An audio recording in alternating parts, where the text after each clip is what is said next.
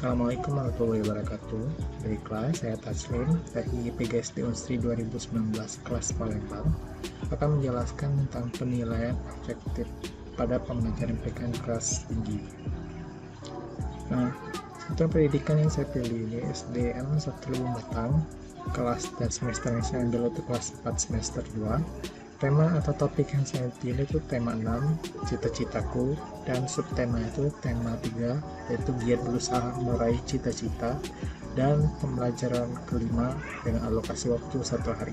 Baiklah, kompetensi inti pada tema 4 ini yaitu KI pertamanya itu menerima, menjalankan, dan menghargai ajaran agama di dunia. KI kedua yaitu memiliki perilaku jujur, disiplin, tanggung jawab, santun, peduli, dan percaya diri dalam berinteraksi dengan keluarga, teman, guru, dan tetangganya. KI ketiga yaitu memahami pengetahuan faktual dengan cara mengamati, mendengar, melihat, membaca, dan menanya berdasarkan rasa ingin tahu tentang dirinya, makhluk ciptaan Tuhan dan kegiatannya, dan benda-benda yang dijumpainya di rumah, sekolah, dan tempat bermain. KI 4 yaitu menyajikan pengetahuan faktual dalam bahasa yang jelas, sistematis, dan logis, dalam karya yang estetis, dalam gerakan yang mencerminkan anak sehat, dan dalam tindakan yang mencerminkan perilaku anak beriman dan berakhlak mulia. Untuk KD-nya ini, KD yang saya pilih yaitu KD PPKN, dan ini ada 4 KD, ada 4 macam KD. 1.3 yaitu mensyukuri keberagaman umat beragama di masyarakat sebagai anugerah Tuhan Yang Maha Esa dalam konteks Bhinneka Tunggal Ika. KD 2.3 yaitu bersikap toleran dalam keberagaman umat beragama di masyarakat dalam konteks Bhinneka Tunggal Ika. KD 3.3 yaitu menjelaskan manfaat keberagaman karakteristik individu dalam kehidupan sehari-hari. KD 4.3 yaitu mengemukakan manfaat keberagaman karakteristik individu dalam kehidupan sehari-hari. Dan indikatornya yaitu 1.1 mensyukuri keberagaman umat beragama di masyarakat sebagai anugerah Tuhan Yang Maha Esa dalam konteks Bhinneka Tunggal Ika. 2.1 bersikap toleran dalam keberagaman umat beragama di masyarakat dalam konteks Bhinneka Tunggal Ika. 3.1 menjelaskan manfaat keberagaman karakteristik individu dalam kehidupan sehari-hari. Dan 4.1 mengemukakan manfaat keberagaman karakteristik individu dalam kehidupan sehari-hari.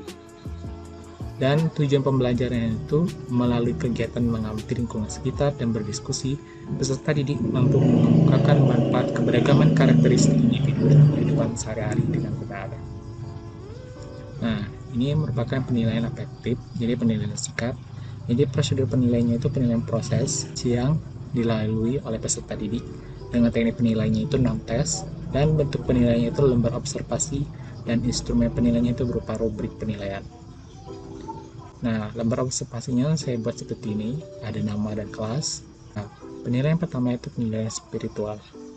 Nah, di sini ada 3 macam indikator sikap yang dinilai, yaitu berdoa sebelum dan sesudah kegiatan belajar. Yang kedua, memberi salam pada saat awal dan akhir kegiatan belajar. Bersyukur ketika berhasil mengerjakan tugas belajar. Dengan skornya itu rentangnya 1-4. Nanti deskriptor dari angka ini nanti ada dijelaskan di bagian akhir. Selanjutnya, sikap jujur. Indikatornya itu ada 2, yaitu mengerjakan sendiri tugas yang diberikan pendidik, dan yang kedua mengakui kesalahan atau kekeliruan. Yang ketiga itu sikap disiplin. Yang pertama itu memakai pakaian seragam lengkap dan rapi, dan yang kedua mengumpulkan tugas tepat waktu.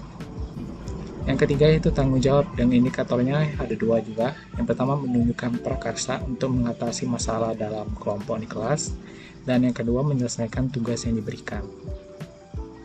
Yang ketiga yaitu indikatornya 1 menjaga ucapan, dan yang kedua senyum, salam, sapa kepada teman dan guru. Yang selanjutnya itu sikap peduli, itu indikatornya perhatian kepada orang lain, dan kedua menolong teman yang mengalami kesulitan.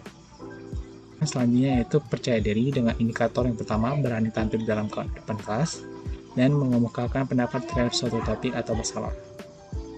Nah, di sini saya paparkan rubrik atau pada skor atau deskriptor dari skor 1-4-nya tadi. Skor 4 apabila selalu melakukan sesuai deskriptor atau indikator tadi. Dan yang ketiga yaitu apabila sering melakukan sesuai pernyataan. Sering melakukan pernyataan dan kadang-kadang tidak melakukan. Maksudnya itu dia sering Maksudnya sering melakukan sesuai pernyataan, yaitu peserta didik selalu melakukan sesuai dengan indikator yang diminta tadi, dan dia tidak pernah sama sekali meninggalkan kegiatan perbuatan tersebut. Skor kedua, apabila kadang-kadang melakukan dan sering tidak melakukan. Maksudnya, peserta didik kadang-kadang melakukan, berarti bisa saja 1-4 kali melakukan dan sering tidak melakukan. Jadi cuma terlihat 1-4 kali melakukan. Dan skor pertama yaitu apabila tidak pernah melakukan. Nah, skor akhirnya tadi, skor dari yang dapat tadi, skor sama dengan skor yang diperoleh dibagi skor maksimum dikali 4. Maka itulah hasil dari skor penilaian afektif. Baiklah, terima kasih. Sekian dari saya. Wassalamualaikum warahmatullahi wabarakatuh.